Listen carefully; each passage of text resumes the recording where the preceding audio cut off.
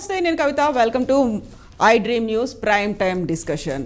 Parliament ఎన్నికల కోసం పార్టీలన్నీ సిద్ధమవుతున్నాయి. ఒకవైపు సోనియా గాంధీని తెలంగాణ నుంచి బరిలోకి దించాలంటూ కాంగ్రెస్ పార్టీ తీర్మానం చేసింది. ఎట్ ద సేమ్ టైం ప్రధానమంత్రి నరేంద్ర మోదీ కూడా తెలంగాణ నుంచి బరిలో దిగుతారు అంటూ బీజేపీ కూడా ఫీలర్స్ ఇస్తోంది. ఇక బీఆర్ఎస్ పార్టీ కూడా అందుకు సంబంధించి సమాయత్తమవుతోంది. కార్యాచరణ రూపొందించే దిశగా దానికి సంబంధించినటువంటి వివిధ సమీకరణాలను మొదలుపెట్టింది బీఆర్ఎస్ పార్టీ. ఓవరాల్గా అసెంబ్లీ ఎన్నికలు అయిపోయిన తర్వాత పార్లమెంట్ ఎన్నికలకు సంబంధించి తెలంగాణలో వివిధ పార్టీల స్టాండ్ ఎలా ఉంటుంది, ఎవరెవరి ప్లేసులు ఎలా ఉండబోతున్నాయి, ఇదే ఇవాల్టి ప్రైమ్ టైం డిస్కషన్.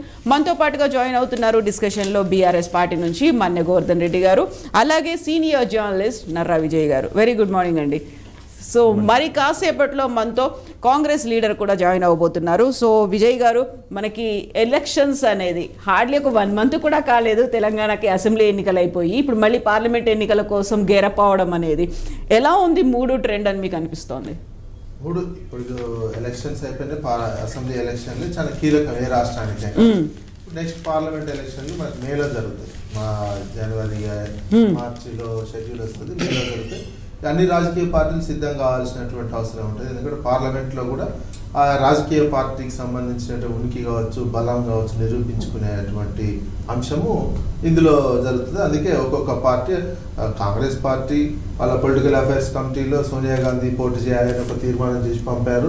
అది యాక్సెప్ట్ చేస్తారా లేదా, సోనియా గాంధీ కాదు ప్రియాంక గాంధీ అయినా ఎవరో ఒకరు గాంధీ ఫ్యామిలీ నుంచి నెహ్రూ గాంధీ ఫ్యామిలీ నుంచి ఒకరు ఇక్కడ పోటీ చేయాలనే ఒక ఆలోచన చేస్తున్నట్టు కనిపిస్తుంది. ఎందుకంటే వాళ్ళకు బలం ఉత్సాహం ఉన్నది, మేము అధికారంలోకి వచ్చినాము.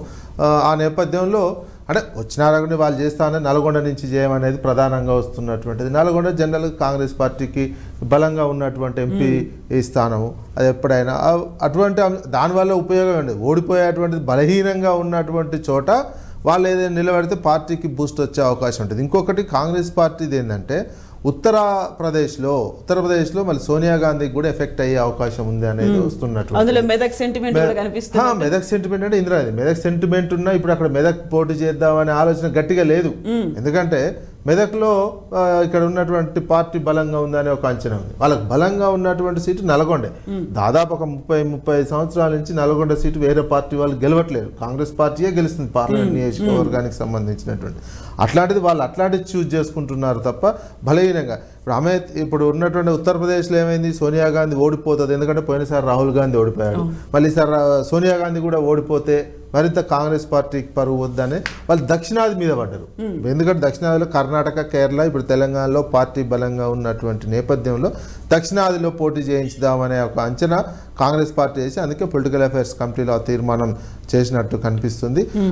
అయితే కాంగ్రెస్ పార్టీ మీద ఈ పార్లమెంట్ ఎన్నికల్లో ఈ 3 నెలల పరిపాలన, 4 నెలల పరిపాలన ప్రభావం కాంగ్రెస్ పార్టీ మీద పడుతుంది. తెలంగాణలో ఇచ్చినటువంటి హామీలు వీళ్ళు విమర్శలు రాజకీయంగా ఇతర పార్టీల మీద విమర్శలు చేయొచ్చు, గత ప్రభుత్వం ఎట్లా ఉందనేది ఒక విమర్శ చేస్తున్నప్పటికీ పర్ఫార్మెన్స్ విషయం 3 నెలల్లో మీరు చెప్పినటువంటి హామీలు ఎంతవరకు నెరవేర్చారు, మాకు ఆ సౌకర్యాలు అందుతున్నాయా లేదా అనే అంశాన్ని మాత్రం పబ్లిక్, ఓటర్లు ఒక అంచనా వేసుకునే అవకాశం కనిపిస్తుంది. ఇందులో కనుక ఏమాత్రం వాళ్ళు, ఎందుకంటే తేడా ఉంటుంది ఎలక్షన్కి ఫలితాల్లో మన తెలంగాణలో తేడా కనిపిస్తుంది. బై ఎలక్షన్స్ కావచ్చు, నెక్స్ట్ జరుగుతున్న ప్రతి ఎలక్షన్కి ఓ రకమైనటువంటి చేంజ్ కనిపిస్తుంది. అట్లాంటిది ఏదైనా జరిగితే కాంగ్రెస్ పార్టీకి ఎన్ని సీట్లు వస్తాయో చూడాల్సినటువంటి అవసరం ఉంది. ఇక బీఆర్ఎస్ పార్టీకి సంబంధించినటువంటి వాళ్ళు ఇప్పుడే సమీక్షలు చేసుకోవడం, 3వ తారీఖు నుంచి ఒక్కొక్క పార్లమెంట్ నియోజకవర్గం నుంచి పెట్టుకునే ఏర్పాటు బీఆర్ఎస్ పార్టీ చేసుకుంది. అదేవిధంగా బీజేపీ మరి వీళ్ళు ఎన్ని సీట్లు పోటీ చేస్తారు, బీఆర్ఎస్ పార్టీ అన్ని సీట్లలో పోటీ చేస్తున్నటువంటి క్యాండిడేట్లు ఎవరు ఏంటి అనేది 3వ తారీఖు నుంచి ఆ పార్టీ సమీక్ష చేసుకొని అభ్యర్థులను ప్రకటించి పకడ్బందీగా ఎన్ని సీట్ల ఫైట్ చేద్దామనే ఒక అంచనాతోటి కనిపిస్తున్నట్టు తెలుస్తుంది. ఇక బీజేపీ కూడా అమిత్ షా ఇన్ఛార్జిగా ఉన్నాడు. ఇప్పుడు పార్లమెంటు వరకు రాష్ట్రానికి అమిత్ షా ఇన్ఛార్జ్ నిన్న వచ్చి 10 సీట్లు టార్గెట్గా పెట్టుకోవడం జరిగింది. వాళ్ళు ఎప్పుడైనా పోయినసారి అసెంబ్లీ ఎలక్షన్లప్పుడు 90 సీట్లు టార్గెట్ పెట్టుకున్నారు. తెలంగాణ మిషన్ 90 అని చెప్పి 9 వస్తే చాలనే కాడికి పోయింది. ఇప్పుడు ఇది 10 ఉన్నటువంటి దాంట్లో 10 సీట్లు మీరు టార్గెట్గా పెట్టుకోవడం జరుగుతుందనే చెప్పి పార్టీలో ఉన్నటువంటి ప్రధానంగా పార్టీలో విభేదాలు. ఇప్పుడు కరీంనగర్ నుంచి ఈటెల రాజేందర్, అదేవిధంగా బండి సంజయ్ ఇద్దరు పోటీ పడుతున్నటువంటి సిచ్యువేషన్. పార్టీకి సీఎంగా అభ్యర్థిగా ప్రకటించకపోయినా బీసీ అభ్యర్థిగా ఉన్నటువంటి వ్యక్తి పార్టీ మారుతున్నారు, కాంగ్రెస్లో చేరుతున్నారని ఈటెల రాజేందర్ లాంటికి సంబంధించినటువంటి వార్తలు రావడం జరుగుతున్నది. అంటే ఇంకొక నెల రోజులు అయితే జనవరిలో అభ్యర్థులను మొత్తం ప్రకటిస్తామని కూడా బీజేపీ ప్రకటించడం జరుగుతుంది. ఈ నేపథ్యంలో బీజేపీ ఎజెండా ఏముండబోదు? బీజేపీ ఎజెండా మూడోసారి అధికారము, రామాలయము, ఈ అంశమే ప్రధానంగా మోడీ ఇమేజీ. ఈ 3 అంశాలే బీజేపీ తీసుకుంటున్నట్టుగా అనిపిస్తుంది తప్ప ఓవరాల్గా మేము రాష్ట్రానికి ఇది ఇచ్చినాం అది ఇచ్చినాం అని చెప్పే అటువంటి పరిస్థితి బీజేపీది కనిపించటం లేదు.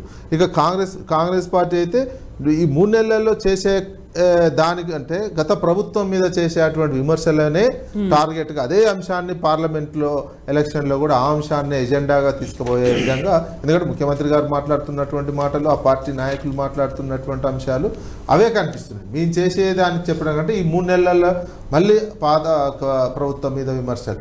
ఇక బీఆర్ఎస్ పార్టీ ఎజెండా ఏం కనిపిస్తుంది? మేము చేసినటువంటి అభివృద్ధి ఇప్పుడు చూస్తున్నట్టు కాంగ్రెస్ పార్టీ పోల్చుకొని చూడండి. మళ్ళీ ప్రశ్నించే గొంతుగా తెలంగాణ నుంచి ఒక ప్రశ్నించే గొంతుగా పార్లమెంట్లో ఉండాలనే ఒక ఎజెండా, 3 పార్టీలు 3 ఎజెండాలు ప్రజల ముందు పెట్టబోతున్నట్టు అంచనా వస్తుంది. ఇక ప్రజలు ఏ రకంగా ఓటింగ్కి వచ్చినాక డిసైడ్ చేస్తారో చూడాల్సినటువంటి అవసరం అయితే కనిపిస్తుంది. ఎస్ అండి, మనతో పాటుగా జాయిన్ అయ్యారు కాంగ్రెస్ పార్టీ నుంచి అధికార ప్రతినిధి సంధ్యారెడ్డి గారు. సంధ్య గారు, గుడ్ మార్నింగ్ అండి.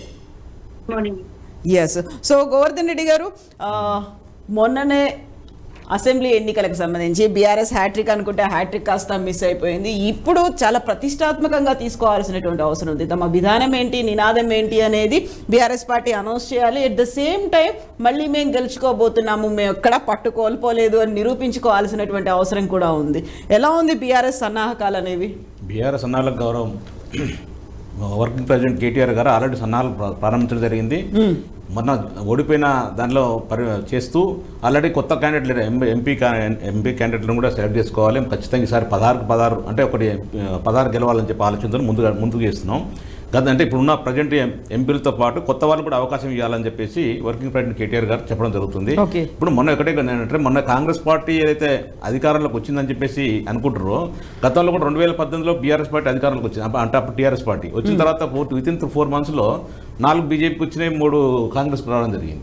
అంటే చేంజెస్ ఉంటుంది. కాంగ్రెస్ పార్టీ ఇప్పుడు మొన్న ఏదైతే రేవంత్ రెడ్డి గారు డిసెంబర్ 9కే 2 లక్షల రూపాయలు రుణమాఫీ చేస్తా, మీరు ఇమీడియట్గా తెచ్చుకోండి, పార్టీ ఇంతరమ ప్రభుత్వం వస్తుంది, ఖచ్చితంగా డిసెంబర్ 9కే 2 లక్షల రూపాయలు రుణమాఫీ చేస్తా అని చెప్పేసి, అలాగే మహిళలకు 2500 రూపాయలు ఇస్తా అని చెప్పేసి, గ్యాస్ కూడా ఇమీడియట్ స్టార్ట్ చేస్తుంది, అనేక 6 గ్యారెంటీలు ఇమీడియట్ స్టార్ట్ చేస్తామని చెప్పేసి ఫస్ట్ క్యాబినెట్ మీటింగ్లో చేస్తామని చెప్పిన సందర్భం అందరూ తెలుసు. కానీ ప్రజలందరూ ఇప్పుడు ఎందుకు ఓటేసిన బీఆర్ఎస్ పార్టీ చాలా నయం ఉండే, కేసీఆర్ గారు చాలా మంచిగా ఉండే, మంచి చేస్తుండే అని చెప్పేసి ప్రజలందరూ కూడా బాధపడుతున్న సందర్భం మనకి వితిన్ 20 days 25 daysలో తెలుస్తుంది. సో మీరు బీఆర్ఎస్ పార్టీ ఆ ఓటమి నుంచి బయటపడ్డారా? దాని అంతర్మదనం కావచ్చు, లేకుంటే ఇంట్రోస్పెక్షన్ అనేది కంప్లీట్ అయిపోయిందా సమీక్షలు? అంతర్మదం కొంత అవుతుంది. అంటే ఆల్రెడీ పార్లమెంటు వేదికగా ఆల్రెడీ ఓడిపోయిన అభ్యర్థులతో కూర్చోబెట్టేసుకొని నెక్స్ట్ రాబోయే ఎలక్షన్లు పార్లమెంట్ గెలుపు కూడా గురించి రెండు కూడా మదనపాడు చేస్తూ అందరూ కూడా పార్టీ క్యాడర్ని కలుపుకొని పోవాలని చెప్పి గతంలో మొన్న జరిగిన ఎలక్షన్లో కొత్త అభ్యర్థుల మీద వ్యతిరేకత ఉండే, పార్టీ మీద కానీ లేదా గౌరవం అప్పుడు ఉన్న ముఖ్యమంత్రి గారు కేసీఆర్ గారి మీద కానీ వ్యతిరేకత లేకుండే, ఓన్లీ అభ్యర్థులకు కొంత ఇబ్బంది ఉంటే అప్పుడున్న కేసీఆర్ గారు డిసిషన్ తీసుకోవడం జరిగింది. పాత వాళ్ళకి ఇచ్చేసి కంటిన్యూ చేస్తూ గెలిపించేసి అభివృద్ధిని కంటిన్యూ చేసుకోవచ్చు అని ఆలోచనతో పాత వాళ్ళకి ఇవ్వడం జరిగింది. కాదు కొంత ప్రజలలో కొంత అక్కడున్న స్థానిక క్యాండిడేట్ల మీద వ్యతిరేకత ఉండే, కొంత ఇబ్బంది జరిగిన మాట వస్తుంది. ఎంత మన కాంగ్రెస్ పార్టీ మన ఓట్ బ్యాంక్ 1.8% మాత్రమే, పెద్దగా ఏం జరగలేదు, వేల మెజార్టీతో గెలిచింది కాదు. ఇక్కడ ముఖ్యంగా ఖమ్మం నల్గొండ కొంత కాంగ్రెస్ బెల్ట్ ఫస్ట్ నుంచి కూడా కాంగ్రెస్ బెల్ట్ కాబట్టి అక్కడ నుంచి కొంత ఎఫెక్ట్ అయింది. సరే ఇప్పుడు ఖచ్చితంగా కూడా పార్టీ గుణపాఠం నేర్చుకుంది. మంత్రి వర్కింగ్ ప్రెసిడెంట్ కేటీ రామారావు గారు ఖచ్చితంగా కూడా అందరిని కలుపుకొని నెక్స్ట్ పార్లమెంట్లో 16 కంపల్సరీ గెలవాలని చెప్పి ఆలోచన ముందుకు సాగుతుంది. కాంగ్రెస్ పార్టీ సోనియా గాంధీ తీసుకొస్తుంటారు. సోనియా గాంధీ తీసుకొచ్చి ఇప్పుడు వాళ్ళకు అక్కడ ఉత్తరప్రదేశ్లో కాలం చెల్లిపోయింది. లాస్ట్ 2019లో రాహుల్ గాంధీ ఓడిపోయారు. ఇప్పుడు కూడా సోనియా గాంధీ ఓడిపోయే ఉంది కాబట్టి ఖచ్చితంగా దక్షిణాదిలో కొంత పట్టు వచ్చింది కాబట్టి ఇక్కడ నిలబడి గెలవాలని చెప్పి ఆలోచనతోటి అంతే తప్ప ఇక్కడ వచ్చి ఏం లేదు. ఇప్పుడు నిజం మనం చూస్తున్నాం కదా, 20 రోజులనే కాంగ్రెస్ పార్టీ మేనిఫెస్టోలో పెట్టిన లేకపోతే 6 గ్యారెంటీలు చెప్పిన దాన్ని ఒక్కటి కూడా ఇంప్లిమెంట్ కాలేదు. బస్సుకు రూపాయి ఇచ్చేది లేదు కాబట్టి ఆ బస్సు కోటి ఫ్రీగా అని చెప్పేసి పెట్టేశారు. అది కూడా వస్తుంది ఇంకో 2 నెలలు మూతపడే పరిస్థితి ఉంది. ఎందుకంటే గవర్నమెంట్ నుంచి ఎక్కడ సహకారం లేదని చెప్పేసి ఆర్టీసీ డిపో మేనేజర్లు కానీ ఆర్టీసీ ఆర్ఎం కానీ ఆర్టీసీ సంబంధించిన ఎండీ కానీ చెప్పడం జరుగుతుంది. ఖచ్చితంగా కూడా ఆ రూపాయి ఇచ్చేది కాబట్టి ప్రస్తుతం నడిపిస్తుంది. మిగతా ఈ 6 గ్యారెంటీలు ఒక్కటి కూడా 6 గ్యారెంటీల పేరేమో 6 గ్యారెంటీలు అందులో 13 అంశాలు ఉన్నాయి. అందులో 13 అంశాలలో ఒక్క అంశం కూడా ఇంతవరకు ఇంప్లిమెంట్ చేయలేదు. 10 లక్షల రూపాయలు ఆల్రెడీ గత ప్రభుత్వం కూడా 10 లక్షల రూపాయలు బీమా ఉండే, ఇప్పుడు దాని మనం కొత్తగా చేస్తున్నారు చెప్పేసి వారు అది ఫ్రీ చేసి. ఇప్పుడు కాంగ్రెస్ మేనిఫెస్టో అమల్లో జాప్యం మీకు కలిసి వస్తుంది అనుకుంటున్నారు? 100% కలిసి వస్తుంది. 100% కలిసి వస్తుంది. ఇలా మనం ఆలోచించాల్సిన అవసరం లేదు. ఎందుకంటే మనం 2018 ఎలక్షన్లో 2019 ఎంపీ ఎలక్షన్లు కూడా చూసినాం. 4 నెలల్లో ఎంత వ్యత్యాసం వచ్చిందో. ఇప్పుడు అసలు మనం అంత మంచి చేస్తేనే అంత వ్యత్యాసం వచ్చింది. ఈ రోజు కాంగ్రెస్ పార్టీ అమలు చేస్తున్న 6 గ్యారెంటీలు ఒక్కటి కూడా ఇంప్లిమెంట్ కాదు కాబట్టి 100% 16 గెలుస్తామని చెప్పి మా పూర్తి నమ్మకం ఉంది, విశ్వాసం ఉంది. ప్రజలు కూడా అదే చెప్తాం. మన ప్రభుత్వం గతంలో చేసిన డెవలప్మెంట్ విషయంలో కానీ పార్లమెంట్లో మనం గత ప్రభుత్వం చేసిన అన్యాయాన్ని కానీ మనం ఎండగడుతూ ఖచ్చితంగా బీజేపీ వస్తే మనకి ఏం జరుగుతుంది, అన్యాయం జరుగుతుందని చెప్పేసి ఎండగడుతూ మన 16 మంది అభ్యర్థులను గెలిపించే విధంగా ప్రయత్నం చేస్తాం. సో సంధ్యారెడ్డి గారు, ఇక్కడ మీరే మళ్ళీ ఒకసారి బీఆర్ఎస్ కి అవకాశం ఇస్తున్నారు. అక్కడ బీఆర్ఎస్ ఫెయిల్ అయింది కాబట్టి కాంగ్రెస్ వచ్చింది అనుకుంటే, మీరు మేనిఫెస్టో అమలులో జాప్యం వల్లే 16 సీట్లు గెలుచుకుంటాం రాబోయే పార్లమెంట్ ఎన్నికల్లో అని బీఆర్ఎస్ కాన్ఫిడెంట్ గా ఉంది. ఇప్పుడు ఒకటండి, వక్తలు మాట్లాడారు, మేమన్నీ పాయింట్అవుట్ చేసుకున్నాము. ఇప్పుడు 100 రోజులు అని చెప్పినాం. మేము వచ్చి 100 రోజులైంది అధికారంలోకి. వీళ్ళు 10 ఏళ్ళు చేయని వాళ్ళు మాకా అండి వీళ్ళు చెప్పేది? 10 ఏళ్ల నుంచి ఏం చేయలేదు. 1 నెల ముందు వాళ్ళే ఉన్నారు, వాళ్ళు చేయలేదు, మేము చేయాలట. వీళ్ళు చెప్తే మేము ఉన్నామంట. తెలంగాణ ప్రజలకు మా మీద పూర్తి విశ్వాసం ఉంది. 6 గ్యారెంటీలు విధి విధానాలు లేకుండానే ఇప్పుడు నెలకు 2 లక్షల జీతం ఉంటుంది సాఫ్ట్వేర్ కి. ఇచ్చేస్తామా అండి? తెల్ల రేషన్ కార్డు ఇచ్చేస్తామా అండి? 6 గ్యారెంటీలు ఉచిత సిలిండర్ ఇచ్చేస్తామా? అంటే విధి విధానాలు వద్దా? అరే విధి విధానాలు కాకముందుకే మీరేనా? ఇవాళ తెలంగాణలో నిన్న ఒక్క రోజుకు 7,50,000 వినతి పత్రాలు సమస్యల పైన ఒక్కటే రోజులు వచ్చినాయంటే, ఈ రకంగా 6వ తారీఖు వరకు అందరూ చేసుకుంటే దగ్గర 2 లక్షల మందికి సమస్యలు ఉన్నాయని చెప్తున్నారు. 10 సంవత్సరాలు మీరు అధికారం ఉండి ఏం పొడిచిండ్రు అనేది తెలంగాణ ప్రజలు అంటున్నారు. వాళ్ళకు ఓటు వేస్తే వేయించుకోమనండి, మేము వద్దంటలేం కదా. ఇప్పుడు సోనియా గాంధీ గారిని మీద ఉన్న అభిమానంతో తెలంగాణ నిలబెట్టాలని ప్రతి ఒక్కరూ అనుకుంటాం. మీరు కేసీఆర్ మీద మీకు అభిమానం ఉంది కాబట్టి ఆయన ఉద్యమ నాయకుడు కదా, బీఆర్ఎస్ పార్టీ అప్పుడున్న టీఆర్ఎస్ పార్టీ అధ్యక్షుడు కదా, తెలంగాణలో ఎక్కడ నిలబడ్డా గెలుస్తాడు అన్నాడు. మరి కామారెడ్డిలో ఎందుకు ఓడిపోయిండండి? 2 దగ్గర గెలవాలి కదా. తెలంగాణలో ఆయన ఇలా బీఆర్ఎస్ పార్టీ అనేది టీఆర్ఎస్ పార్టీ అనేది పుట్టిందే తెలంగాణ కోసము. తెలంగాణ ఉద్యమం తెలంగాణ కోసం పుట్టింది. ఎందుకు ఓడిపోయిందని ఆత్మ పరిశీలన చేసుకోవాలి. సంజయ్ గారు, అక్కడ రేవంత్ రెడ్డి కూడా ఓడిపోయారు కదా, 3rd ప్లేస్ లోనే ఉన్నారు కదా కామారెడ్డిలో. వీగలేదండి. మేము ఎప్పుడు మేమే పైసా నైస్ అంటలేము. మీరు ఒక్కటి గుర్తు పెట్టుకోండి, మేము 100% కేసీఆర్ గారు మాత్రం ఓడించినాం అక్కడ. మీరు ఒక్కటి చెప్పేది ఏంటంటే, మేము అట్లా చెప్పలేదు, మేము ఇట్లా మేమే దీనిలో మేమే అదే అని మేము ఎప్పుడు ఎక్కి పడం. ఇవాళ మీరు గతంలో ఉన్న సీఎం గారికి పోల్చుకోండి, ఇప్పుడున్న సీఎం గారికి పోల్చుకోండి. ప్రజలు అదే చూస్తున్నారు. మాకు పథకాలను ఎగబడతలేరు. మీకు ఆగుతలేదు. 15 రోజులు అయింది అధికారం పోయి. పాపం ఆయన తప్పన్నడో ఒప్పన్నడో లేకపోతే నోరు జారిండో కేటీఆర్ కి గుణపాఠం అని మళ్ళీ మార్చుకున్నారు. అది వాస్తవము. ఆ గుణపాఠం అనేది 15 రోజులు కేటీఆర్ మొత్తం బీఆర్ఎస్ పార్టీ కన్నారా ఓన్లీ కేటీఆర్ కన్నారా? వర్కింగ్ ప్రెసిడెంట్ గా ఆయనకి బీఆర్ఎస్ పార్టీ మొత్తానికి ఓటమిని అంగీకరించినాం, ఓటమిలో గుణపాఠం నేర్చుకున్నాం చెప్పినాం. అంగీకరించారు. ఇప్పుడు ఏమంటారు అంటే, మేడం ఒక్క నుంచి చిన్న రిక్వెస్ట్ మేడం, చిన్న సబ్మిషన్. డిసెంబర్ 9 నాడు 2 లక్షల రుణమాఫీ చేస్తాను రేవంత్ రెడ్డికి ఏ ఉద్దేశం అన్నట్టు ఒక మాట చెప్పాల్సిన బాధ్యత కూడా ఉంది కదా మేడం. మాట్లాడినప్పుడు ఒక్క మాట మాట్లాడలేదు. నేను ఎప్పుడు కూడా ఎవరు మధ్యలో దూరం. ఎందుకంటే మనం మాట్లాడేది ప్రజలకు అర్థం కావాలి. అందుకని నేను ఒకటి అనుకుంటుందంటే, ఏం జరిగినా నేను ఒక్కటి అడుగుతున్నాను. నన్ను అడుగుతున్నారు కదా మీరు, కాంగ్రెస్ పార్టీ నుంచి మీరు ఒక్క క్వశ్చన్ ఇస్తున్నారు కదా. నేను ఒకటి అడుగుతున్నా, రేవంత్ రెడ్డి గారు చెప్పిండు అన్నారు కదా. నేను మిమ్మల్ని తెలంగాణ ప్రజల తరపున కాంగ్రెస్ పార్టీ నుంచి నేను ఒకటి ప్రశ్న వేయదలుచుకున్నా. మీకు ఎన్నికల నోటిఫికేషన్ వస్తుందని మీకు తెలుసా తెలవదా? తెలుసు కదా, మీకు తెలుసు. 2 నెలల ముందే ఇదే అంశానికి సంబంధించి తెలంగాణ ప్రజలందరూ కూడా లిక్కర్ టెండర్ ఎందుకు వేశారు, రైతు బంధు ఎందుకు వేయలేదని అడుగుతున్నారు. దానికి మీరు ఆన్సర్ మీకు అవకాశం వచ్చినప్పుడు చెప్పండి. మేము అనేది ఏంటంటే, మీరు వేస్తుంటే ఈ రోజు మమ్మల్ని ఈ క్వశ్చన్ అడగడానికి మీకు ఆస్కారం లేకపోయేది. మరి మీరు తప్పు చేస్తున్నప్పుడు మా మీద ఎందుకు రుద్దుతున్నారు అని తెలంగాణ ప్రజలు అడుగుతున్నారు. 100% ఇచ్చిన మాట నెరవేర్చుకుంటాము. ఎందుకంటే మనం ఈ సందర్భంలో చాలా సందర్భంలో కూడా మాట్లాడాం. లేకపోతే మేమేమో ఇలా 200 కోట్లు పెట్టి ఇలా సీఎం గారు ఇల్లు కట్టుకోలేదు బుల్లెట్ ప్రూఫ్ ది, లేకపోతే ఫామ్ హౌస్ కొనుక్కోలేదు. అది నిత్య అంటే కార్మికులకు లేకపోతే నిజంగా వాళ్ళకి ఈ రోజు అది బిల్లులు చెల్లిస్తేనే రేపటి రోజు అనేది గడుస్తుంది. కాబట్టి దాన్ని డైవర్ట్ చేసి మెల్లిమెల్లిగా ఒక ఎకరం నుండి 2 ఎకరం నుండి మెల్లిమెల్లిగా వేస్తున్నాం. వాస్తవంగా కూడా బిలో పావర్టీ వాళ్ళకి చాలా అవసరం ఉంది కాబట్టి దశల వారికి వేస్తున్నాం తప్ప ఎప్పుడు మాట అనేది నేను తప్పలేదు. ఇంకొకటమ్మా, ఇలా సోనియా గాంధీ గారు అంటే ఇలా కోమటిరెడ్డి గారికి, మన తెలంగాణ భట్టి గారికి, రేవంత్ రెడ్డి గారికి అవును అనుకుంటాము ఇక్కడ నుంచి పోటీ చేపిస్తాను. బీజేపీ వాళ్ళకి కూడా ఒక అభిమానం ఉంటుంది, మోడీ గారిని తీసుకొచ్చి చేస్తారు వాళ్ళు, అమిత్ షా గారు నిలబడతారు అంటున్నారు, మహబూబ్ నగర్ నుంచి అమిత్ షా అంటున్నారు. ఊహాగానాలు వస్తాయి, తప్పు లేదు. ప్రజలు ఇప్పుడు ఎవరెక్కడ నిలబడారంటే మీరు అక్కడ రాహుల్ గాంధీ గారు ఓడిపోయారు అంటే ఇక్కడ కేసీఆర్ గారు ఓడిపోయారు, అంత మాత్రాన అక్కడ స్థానిక నేను ఎందుకంటే ఇప్పుడు మీరు అన్నారు కాబట్టి నేను చెప్తున్నాను, మేము ఎవరిని ఓడిపోయినా ప్రజలను ఓడించినప్పుడు ప్రజలను మనం ఎప్పుడు కూడా అవమానపరచొద్దు. వారు అనుకున్న విధానంగా వాళ్ళ తీర్పును మనం ఎప్పుడైనా కూడా గౌరవించాలి. మీరు ఇందాక కూడా ఒకటి చెప్తా ఉన్నారండి, రైతుల విషయానికి వస్తే తప్పకుండా రైతులకు న్యాయం చేస్తాము. వాళ్ళు ఎంతసేపటి బీఆర్ఎస్ పార్టీ రైతు బంధు ఒకటి పెన్షన్ ఒకటి చూపిస్తే 10 సంవత్సరాలు పబ్బం గడుపుకున్నారు. మరి మేము అనేది ఏంటంటే ఎంతమంది అప్లై చేసుకురమ్మా రేషన్ కార్డులు అంటే, అరే మేము పెట్టినామండి, మేము పెట్టినాము, దాన్ని ఎట్లా ఖరారు చేస్తారు, దానికి మేము ఒక్కటే చెప్పారు సీఎం గారు, మొత్తం ఇది చార్ట్అవుట్ చేయండి, ప్రతి ఒక్కరికి బిలో పావర్టీ వాళ్ళకి ఇవన్నీ ఎందుకు పెట్టినాం, అందులో మేము మీరు ఇచ్చిన మేము ఎన్ని బోకస్ రేషన్ కార్డులు చూపిస్తాం. కాబట్టి అలాంటివి ఈ ఫలాలు అనేది ప్రజలకి అట్టడుగా వర్గాల బలహీన వర్గాలకు పోవడానికి మాత్రం పెట్టి మీరెందుకు భుజాలు గడుపుకుంటారు. ప్రజలు ఇప్పుడు ఒకవేళ ప్రజలకు ఇబ్బంది కలిగితే వాళ్ళు మమ్మల్నే కదండి తీర్పిచ్చేది. మీరేం చేస్తున్నారు అనే దాని గురించి మాట్లాడండి. నేను ఇంకొకటి అనేది ఏంటంటే ఎంపీ ఎలక్షన్స్, ఎమ్మెల్యే ఎలక్షన్స్, స్థానికంగా ఉండే సర్పంచ్ ఎలక్షన్లకు డిఫరెంట్ ఉంటది. నేను అనేది ఎమ్మెల్యే చేయగుర్తికి ఓటు వేసినప్పుడు మళ్ళీ బీజేపీకి ఎంపీ ఓట్ అనేది ఒక రకంగా ఉంటే, బీఆర్ఎస్ పార్టీకి ఒక రకంగా ఉంటే, అధికారం ఇక్కడ అధికారం ఉన్నప్పుడు అక్కడ సెంట్రల్ లో కూడా ఎంపీ ఎమ్మెల్యే కూడా ఉండాలనే కాన్సెప్ట్ కూడా ప్రజలు ఆలోచిస్తారు.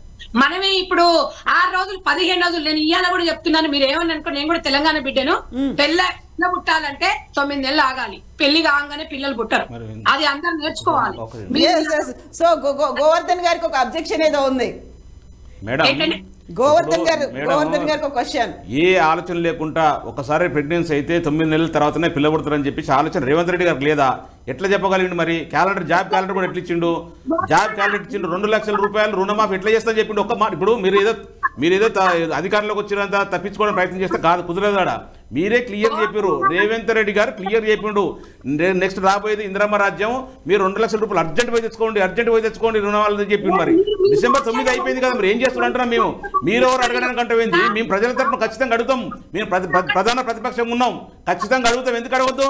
మీరు ఎవరు అడుగుతుంది కానీ భుజాల తరఫున కాదు, మీరు చేసిన వాగ్దానాలను మీరు చేసిన ఖచ్చితంగా అమలు చేయాలని చెప్పేసి మేము ప్రశ్నిస్తాం ప్రజల తరఫున. దాన్ని తప్పేముందాడా?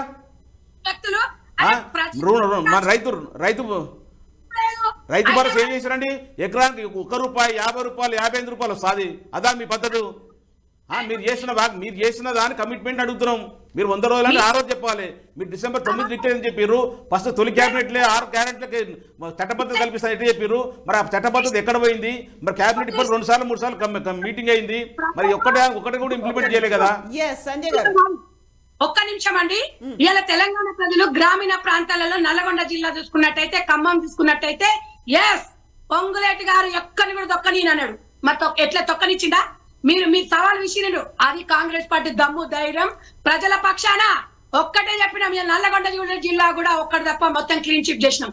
100% మేము ఎంపీ ఎలక్షన్ లో. సవాల్ పక్కన పెట్టండి, మీరు అడిగిందని చెప్పండి. ఫస్ట్ మీ సవాల్ పక్కన పెట్టండి. సరే గేట్లు ఒక్కనియడా, అసెంబ్లీ కొనియడా చూద్దాంలే, కానీ ముందు మీరు 100 రోజులలో ఫస్ట్ చెప్పారు కదా. మరి డిసెంబర్ 9 ఎట్లా చెప్పారు? ఫస్ట్ క్యాబినెట్, తొలి క్యాబినెట్ 6 క్యాబినెట్ చట్టబద్ధత కల్పిస్తానని చెప్పారు. ఏడు చేసిన దానికి సమాధానం చెప్పండి. మీరొక్కటి వినండి. గోవర్ధన్ అన్న, మీరంటే నాకు చాలా రెస్పెక్ట్. నేను ఒక్కటే చెప్తున్నా, నేను కాంగ్రెస్ పార్టీ నుంచి చెప్తున్నా, ఇనామస్ గా 2-3 ఎంపీలుగా రాబోతున్నాయి. మీరు ఎందుకంటే అన్న, మీరు పోటీ చేయండి, మేము వద్దంటలేము. ప్రజలు ఎవరు తీర్పిస్తారు? ప్రజాస్వామ్యంలో ఇండిపెండెంట్ కూడా చాలా మంది చేస్తుంటారు.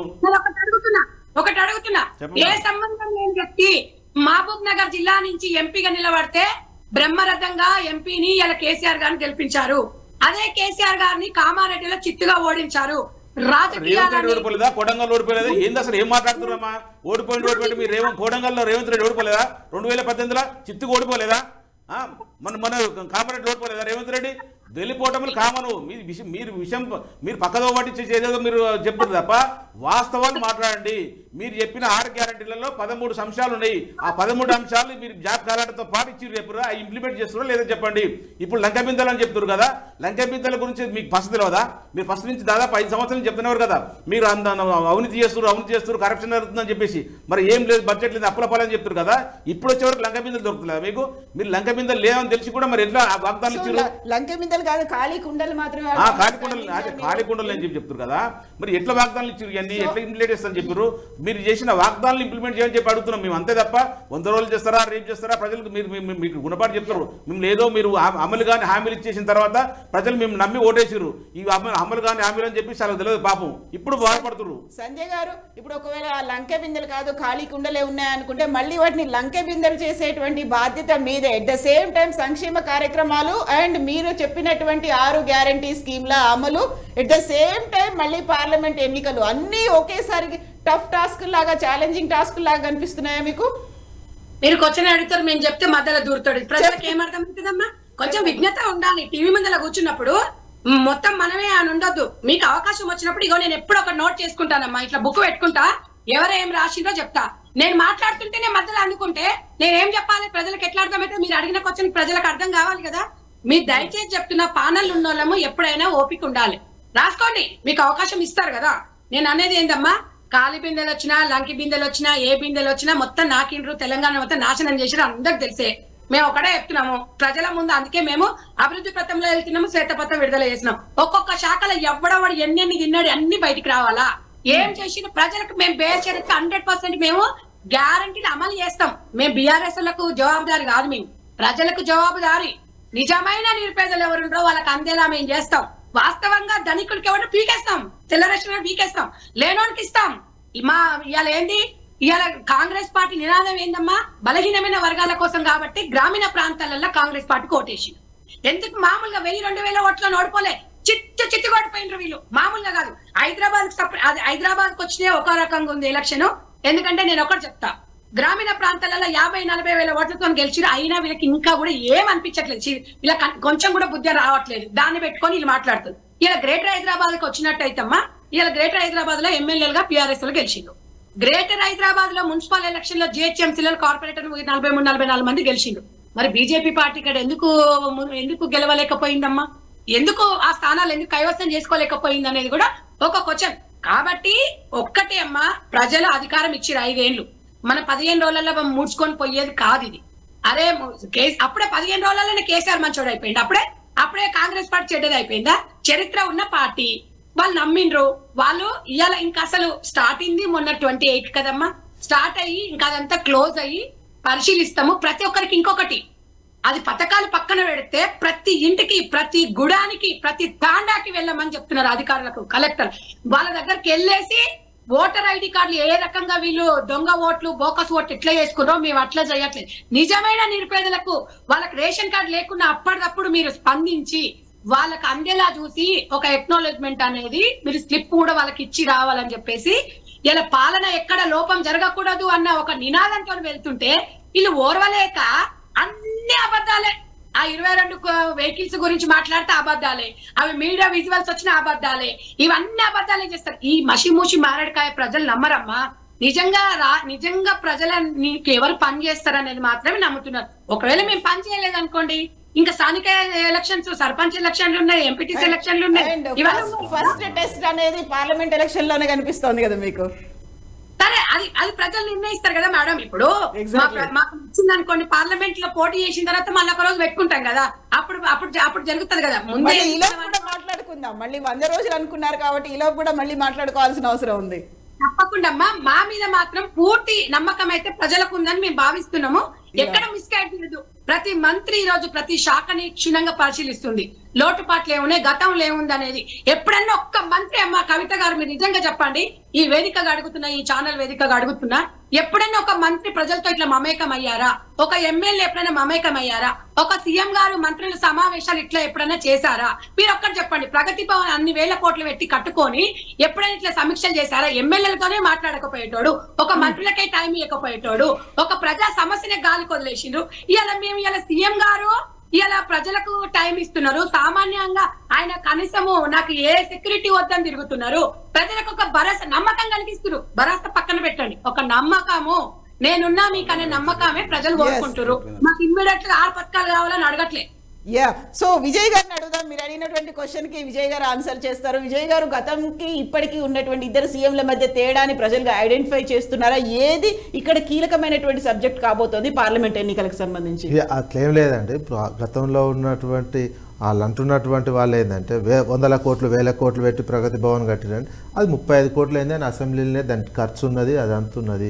వీళ్ళు ఇప్పుడు వాళ్ళే ఉంటున్నారు కదా, డిప్యూటీ సీఎంఏ ఉంటున్నాడు. అందులో మరి వీళ్ళు చేసినటువంటి ఆరోపణలు చాలా ఉన్నాయి. అన్ని విజువల్ తీసి చూపించవచ్చు కదా. అది ప్రభుత్వ ఆస్తి. ప్రగతి భవన్ అనేది ఒక సొంతం కట్టినటువంటిది కాదు, సొంతానికి కట్టుకున్నటువంటిది కాదు. అది ప్రభుత్వం ఏ ప్రభుత్వం వస్తే ఆ ప్రభుత్వం అది యూజ్ చేసుకుంటున్నటువంటి అంశం ఉన్నది.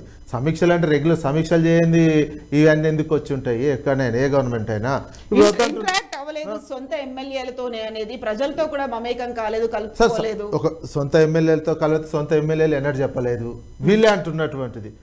ఇప్పుడు ఉన్నటువంటి ప్రతిపక్షం ఇప్పుడు ఉన్నటువంటి నేపథ్యంలో మరి ఇప్పుడు ఉన్నటువంటి సీఎం గారు ఇంతవరకు కోదండరామ్ గారికి అపాయింట్మెంట్ ఇవ్వలేదని వచ్చినటువంటి వార్త ఒకటి నడుస్తున్నటువంటి, దాని మీద క్లారిటీ ఇవ్వాల్సినటువంటి అవసరం ఉన్నది. మెయిన్ ఏంటంటే వీళ్ళు ఇంప్లిమెంటేషన్. ఇక్కడ లంక బిందెలు అంటున్నట్టు లంక బిందెలు అని ఒక ముఖ్యమంత్రి గారు లంక బిందెల విషయం మాట్లాడతారండి? లంక బిందెలు అనేది ఏంటి? ఏదో వెనకడ దొరికే అటువంటి అవి అంటే లంక బిందెలు ఉన్నాయి అక్కడ, అవి దొరికి తీసుకుందాం అనుకున్నారా? మరి దాని అర్థం ఏంది?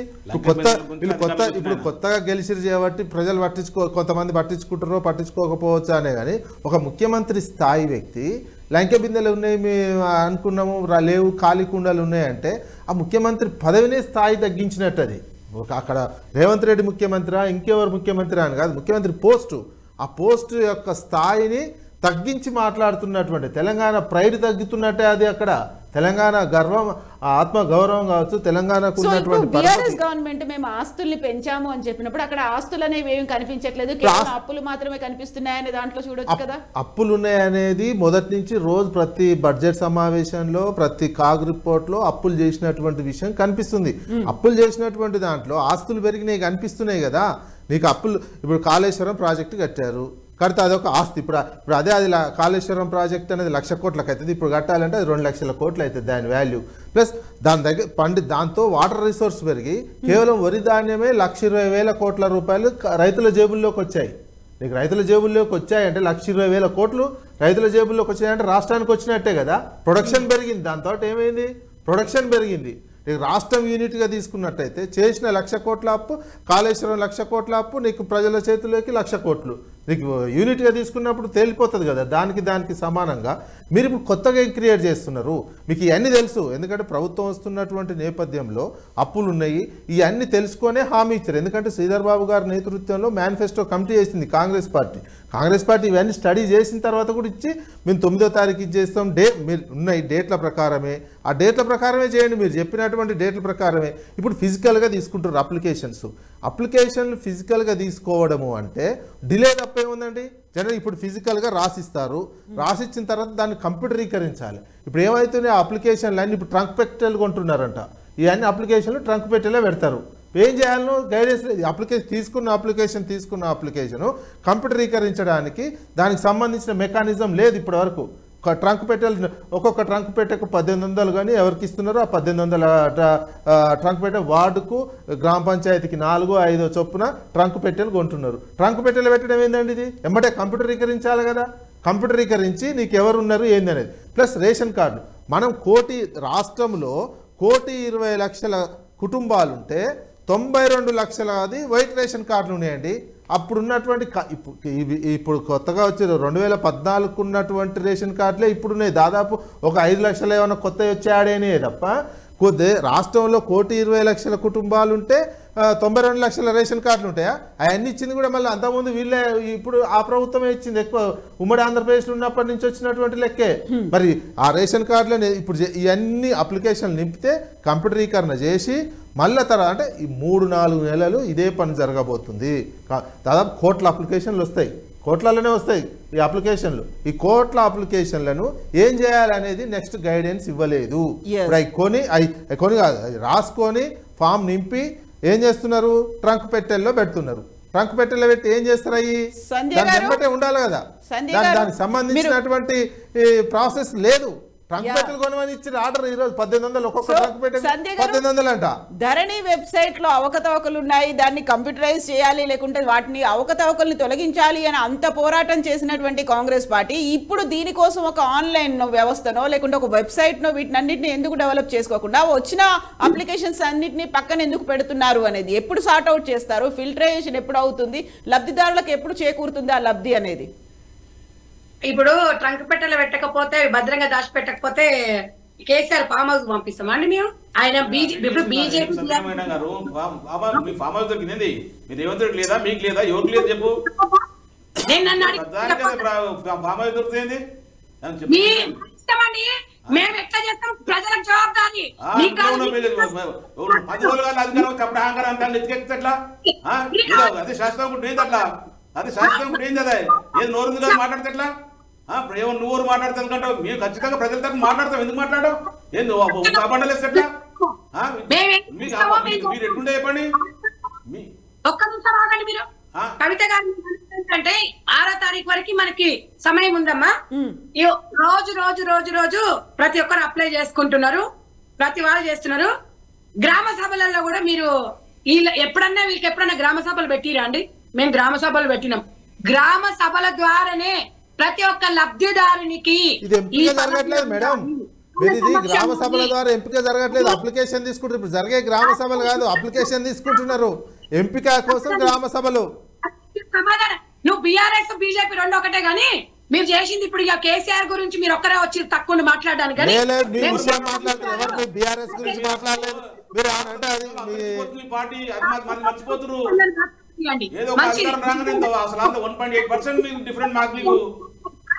అయితే మేము అనేది ఏందమ్మా అంటే ఇంకా మాకు 6వ తారీఖు వరకు టైం ఉంది. తప్పకుండా ధరణిని తీసేసి భూమాత పేరుతోని మేము వెబ్సైట్ ఓపెన్ చేయబోతున్నాము. తప్పకుండా ప్రతి ఒక్కటి కూడా ప్రతి వాళ్ళు వరల్డ్ లో ఎక్కడ చూసుకున్నా కూడా ఇది కంప్యూటరైజేషన్ చేస్తాం. ఇప్పుడు మేము ఇంకొకటి అండి, ఇప్పుడు ప్రగతి భవన్ గురించి నేను ఎప్పుడు మాట్లాడలేదు. ప్రగతి భవన్ అనేది ప్రజాభవన్ అని వాళ్ళే చెప్పిండ్రు. ప్రజాభవన్ ఎందుకు పెట్టినామంటే ఎప్పుడు కూడా ప్రగతి భవన్ నేనే చూడలేదు. మీరు ఇంకా మామూలు ప్రజలు కాదు, మాకే అందులో అలవలేదు. నేను అన్నది ఏంటంటే వాళ్ళే చెప్పుకున్నారు ఎమ్మెల్యేలను, కానీ ఇప్పుడు ఎమ్మెల్యేలకు ఇయ్యలేదు అపాయింట్మెంట్ అంటే ఎమ్మెల్యే ఎంపీ లేకపోతే మంత్రి కలిసినప్పుడు మీడియా విజువల్స్ రావాలి కదా. ఇప్పుడు ప్రజల కోసం మీరు చూడకపోతే లేవా? అది కాదు కదండి. ఇప్పుడు మీరు విషయం ఏం చెప్తారో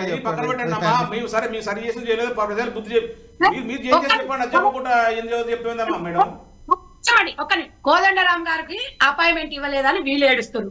వీళ్ళ మొఖాలకు ఎప్పుడన్నా కోదండరాం లేని ఉద్యమంలో కోదండరాం గారి పాత్ర లేని తెలంగాణ వచ్చిందా అని మేము అడుగుతున్నాం ఈ వేదికగా. మేము కోదండరాం ఒక ఎమ్మెల్యే కాదు, ఒక ఎంపీ కాదు, అయినా మేము ఆయన సలహాలు తీసుకొని ఆయనకి ఏది ఎమ్మెల్సీ పదవి ఇవ్వాలా, ఆయనకి ఏది ఇవ్వాలి, ఏం కార్పొరేషన్ ఇవ్వాలి, ప్రజలకు ఎట్లా న్యాయం చేస్తాడో మేము పరిశీలిస్తున్నాం. ఇలా శంకరమ్మని కూడా ఎందుకు పిలుచుకున్నామమ్మా? ఇలా తెలంగాణ కోసం మీరెప్పుడన్నా ఇలా ప్రమాణ స్వీకారం చేసేటప్పుడు మీ కుటుంబాలు తప్ప అక్కడ ఎవరు లేదు. కానీ ఇలా రేవంత్ రెడ్డి గారు తెలంగాణ ఉద్యమకారులకు ఒక సపరేట్ గా వాళ్ళకు ఒక 100 కుర్చీలు వేసి ఆ కుటుంబాలకు సపరేట్ గ్యాలరీ పెట్టారు. ఇదే నిదర్శనము. ఇంక ఇవన్నీ గడిల పాలన కాదు. మేము అనేది ఏంటంటే ఇవన్నీ ప్రజలకు జవాబుదారీగా ఉండాలి. వీళ్ళు ఎప్పుడన్నా ఒక ఉద్యమకారులను కలిశారా? ఎప్పుడన్నా ఉద్యమకారులకు న్యాయం చేస్తున్నా? తెలంగాణ ప్రజలు వాళ్ళు మాట్లాడింది నేను ఇక్కడ రాసుకున్నాను కూడా చెప్తున్నా.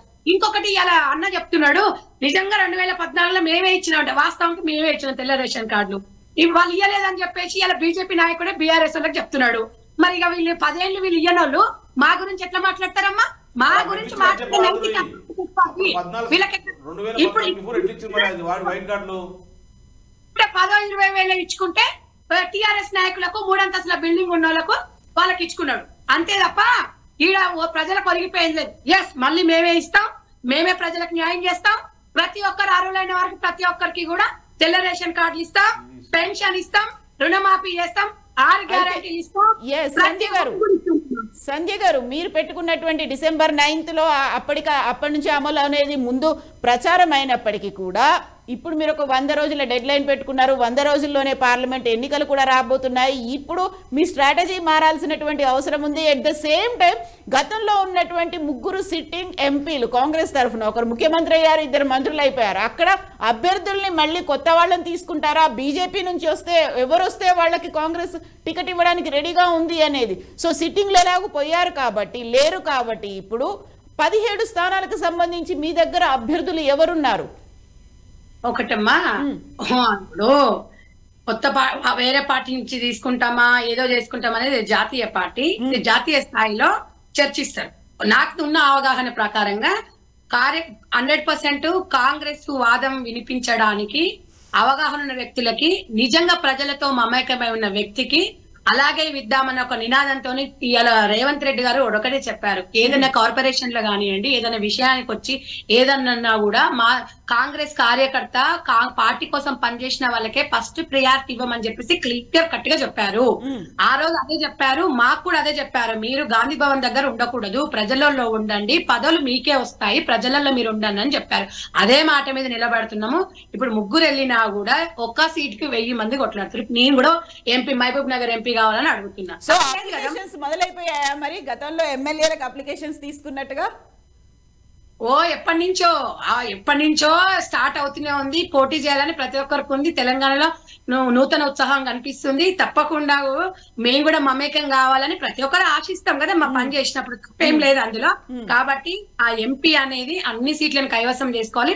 అంటే ఏదో అధికారం కోసం కాదు, ప్రజలకి ఇంకా మమేకం అయిపోయి సెంట్రల్ నుంచి ఇంకా ఫండ్స్ తెచ్చేస్తే, ఇక్కడ రాష్ట్రంలో సెంట్రల్ నుంచి ఫండ్స్ వచ్చినాయి అనుకోండి, తెలంగాణ అభివృద్ధిని మంచి దిశలో వెళ్ళాలని చూస్తున్నాం తప్ప, సరే ప్రజలు మనం నిలబడిన తర్వాత ఎవరికి ఓటేస్తారా ఏమేస్తారా అనేది అది ప్రజలకు వదిలిపెడతాం. వాళ్ళని మనం ఇబ్బంది తప్పుపట్టేది ఏముండదు. సరే వాళ్ళకి అనుగుణంగా ఏ వ్యక్తికి వేస్తారు, ఎవరికి వేస్తారు అనేది ప్రజలు చాలా తెలివైన వాళ్ళు. నిజంగా కూడా ప్రజలు ఏది చేసినా కూడా కరెక్టే చేస్తారని చెప్పేసి ఇలా తెలంగాణలో కాంగ్రెస్ పార్టీ అధికారంలోకి వచ్చింది కాబట్టి అందరికి అర్థం.